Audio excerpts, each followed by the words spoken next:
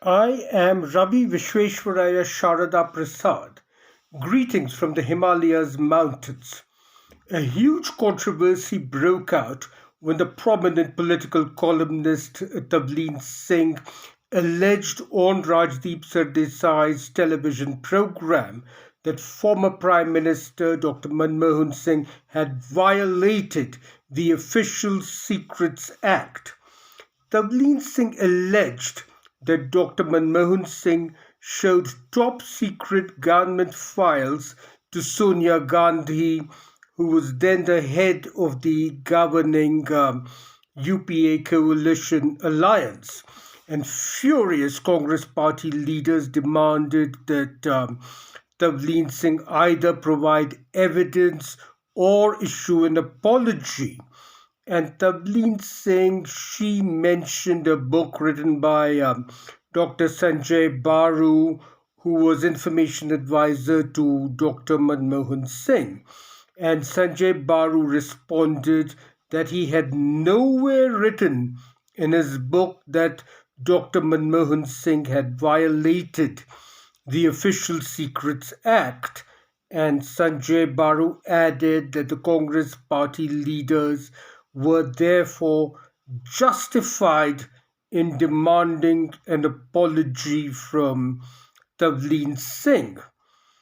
There is a big difference between consulting political allies and outside experts about pending administrative decisions and actually passing on secret, sensitive information or actually showing them the secret files.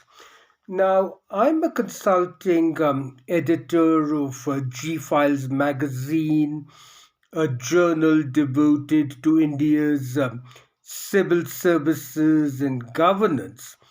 And I'm reminded of this old joke.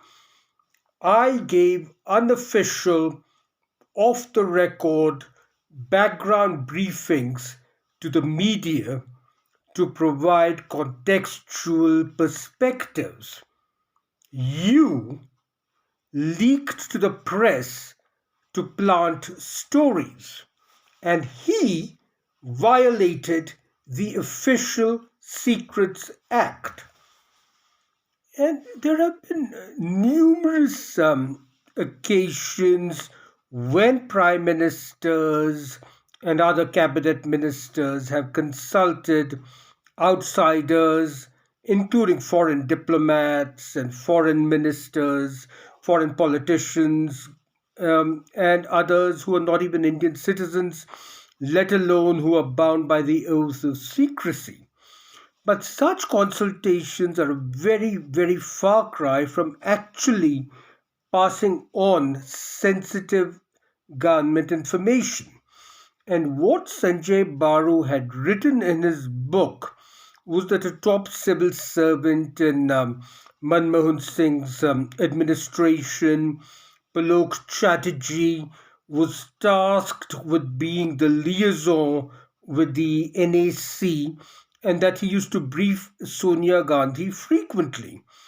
Pulok Chatterjee is an IS officer of the 1974 batch from the Uttar Pradesh cadre, and he was the official secretary to Sonia Gandhi when she was the leader of the opposition during Atal Bihari Vajpayee's regime.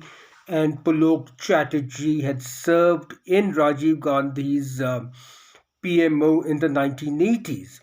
And what Baru had written was Pulok, who was inducted into the Manmohan Singh PMO at the behest of Sonia Gandhi, had regular, almost daily meetings with Sonia at which he was said to brief her on the key policy issues and seek her instructions on important files to be cleared by the PM.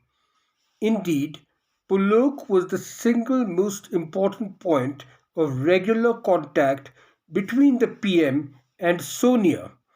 He was also the PMO's main point of contact with the National Advisory Council (NAC), the advisory board body chaired by Sonia Gandhi. In fact, there have been numerous occasions when prime ministers and cabinet ministers have reached out to opposition members to brief them on the background pictures and ask them not to raise certain questions in parliament about which they don't have the complete picture. And this is not the first instance. The prominent political columnist Kuldeep Nair, he too had alleged that when Jawaharlal Nehru was prime minister, his daughter Indira Gandhi, who then held no official position, so Kuldeep Nair alleged that she too saw top secret files from ministers as well as military and intelligence briefings. However, these totally unsubstantiated allegations made by Kuldeep Nair were immediately refuted by N.K. Seshan, who was a highly trusted personal assistant of Nehru, and in fact, Nehru often referred to N.K. Seshan as the son he never had.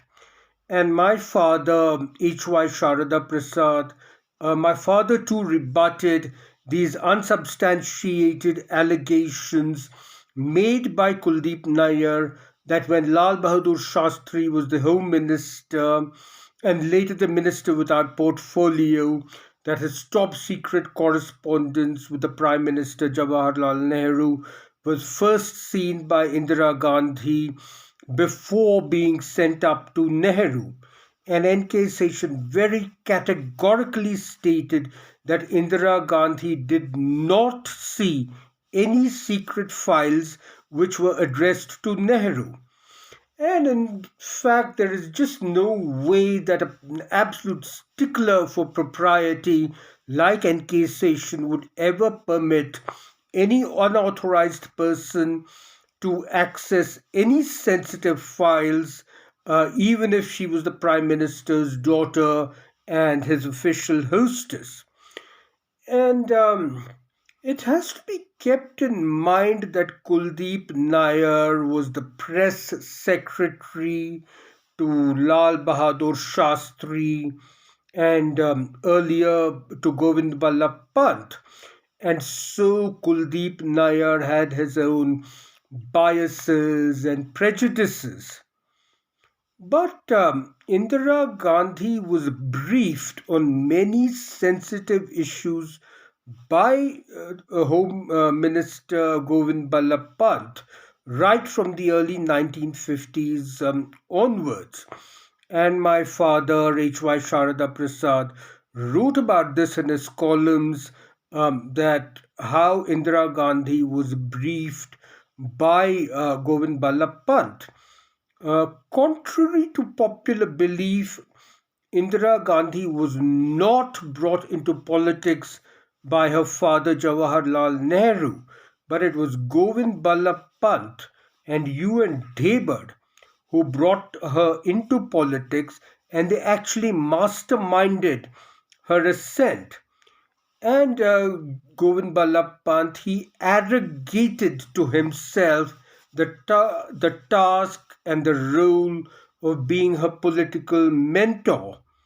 And GB Pant, he constantly kept Indira Gandhi informed of everything which was happening in her father's government. And while GB Pant, he actually stopped short of actually showing her the secret files, he verbally informed her of their contents and the various factors which went into making crucial government decisions.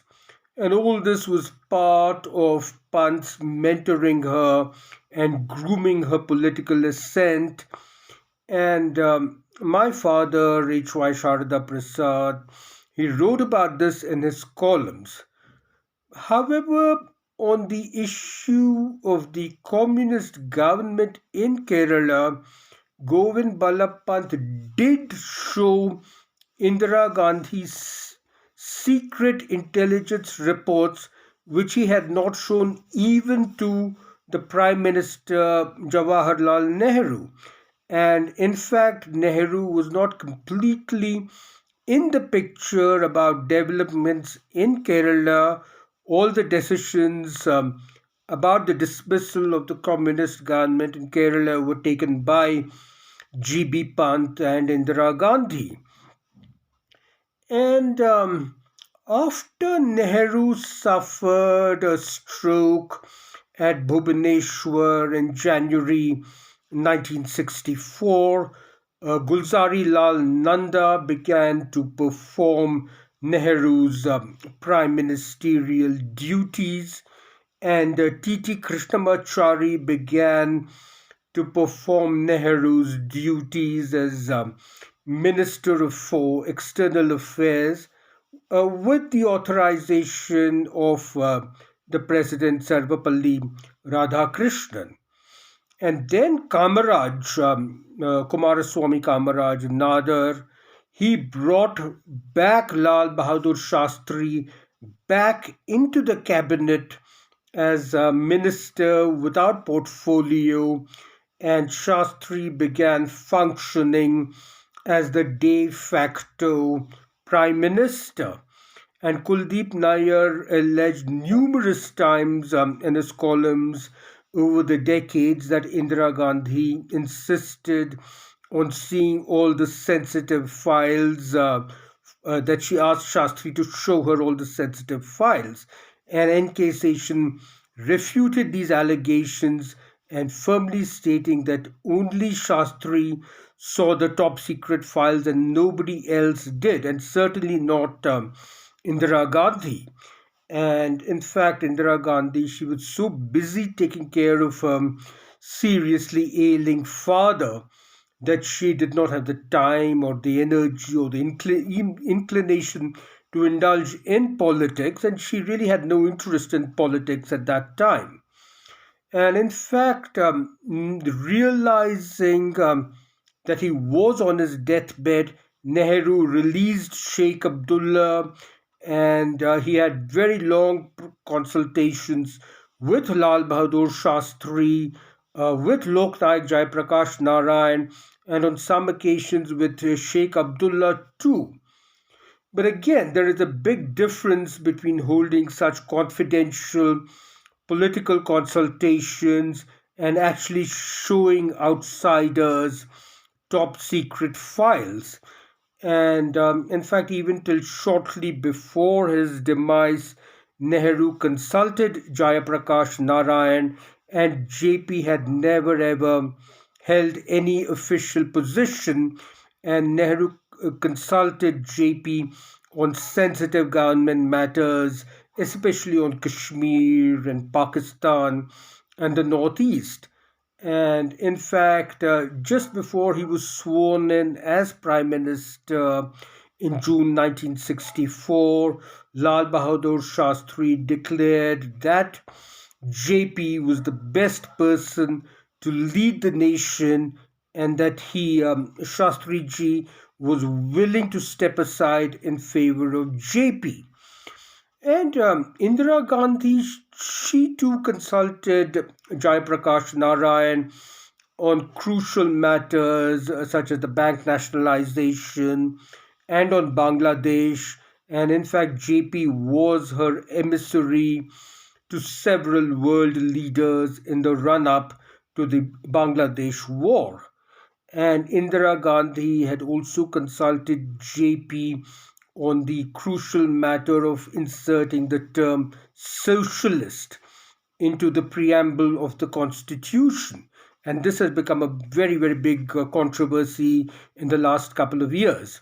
But Indira Gandhi did consult JP on inserting the term socialist into the preamble of the Constitution, and she actually implemented this during the emergency when she had actually imprisoned JP. And JP had never ever held any official position, and he was not subject to an oath of secrecy. So please subscribe to my YouTube channel and please connect with me on LinkedIn, Twitter, Instagram, and Facebook. My Twitter account is at RVP at RVP is my Twitter account. So please connect with me on Twitter, LinkedIn, Facebook, and Instagram. This is Ravi Visvesvaraya, Sharada Prasad saying goodbye from the Himalayas.